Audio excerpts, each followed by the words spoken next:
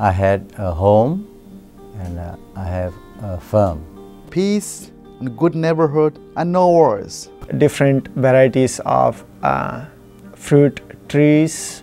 I had a beautiful life, such as peace, a government.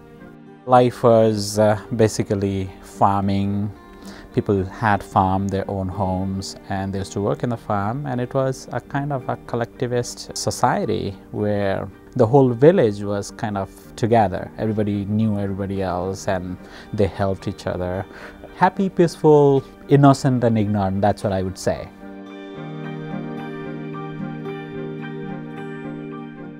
I lost house, my properties, my friends, relatives.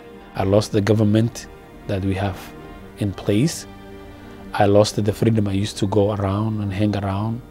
I lost my village, my farm, and also I separated with my brother and sister. In the early 1990s, I would say, Royal Government of Bhutan started some kind of one people, one nation policy where they started forcing people to speak the language. You couldn't speak in your language. You had to wear the dresses, practice the religion. So that way, a lot of things started happening. The authorities used to call all these people in the meeting and say that, okay, now, if you leave now, you're okay. Just leave everything and leave the country or leave the place and go, no matter where. But if you persist in waiting there, a time might come where we will hunt you like monkeys and kill you like monkeys.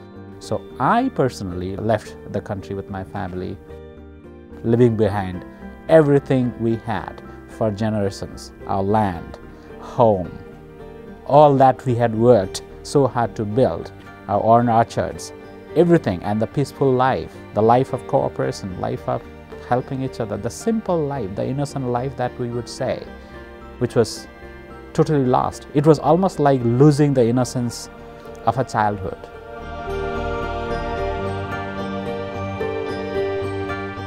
We left home in the evening and walked for 3 days and then lived on the border of India basically in the open under the trees.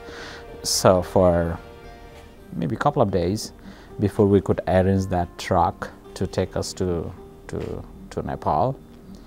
So after that, we thought when we crossed the border, we thought we were safe. That was what it is. We won't be arrested anymore. We were safe for life, but we did not know that we were not safe for so many things: food, shelter, who was going to look after us and all that, and how we were going to survive. Technically, we were more vulnerable because we were not protected, we were not refugees, we were not anything. We were just crossing the border to another country. They could do anything to us and nobody would be actually there to actually find out what happened to us. So that fear, the whole fear of escape, was another impact. It was torturous.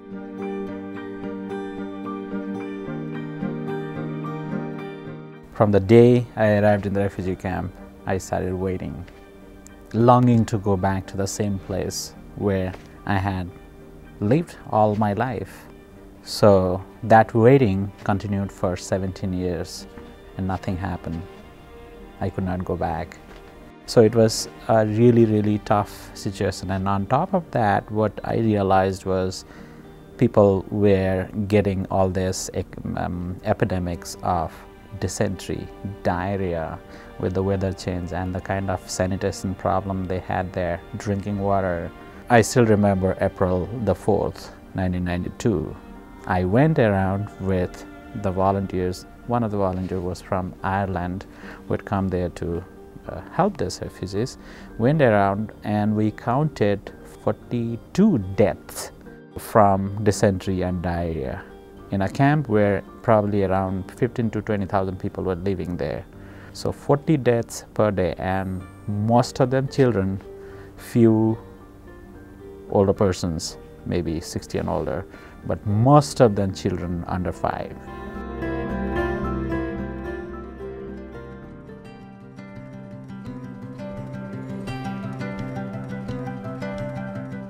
I arrived America with the opportunity of going to school, going to work, and finally open my own business. When I arrived in America, I felt that I have a voice. We landed in Lindbergh Airport, came out, a bunch of other volunteers from World Relief were there to receive us.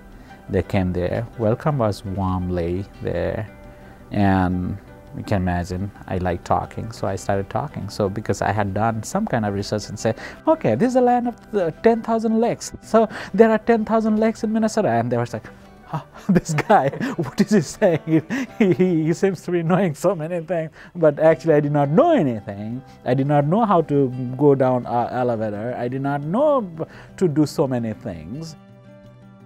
I got so much of inspiration and support from the volunteers that World Relief had assigned to me that I got inspired. I got into a social work program. Now I have already got a MSW from University of Minnesota. I am a licensed social worker, and now I'm working for my PhD in social work. So this is all possible from all the support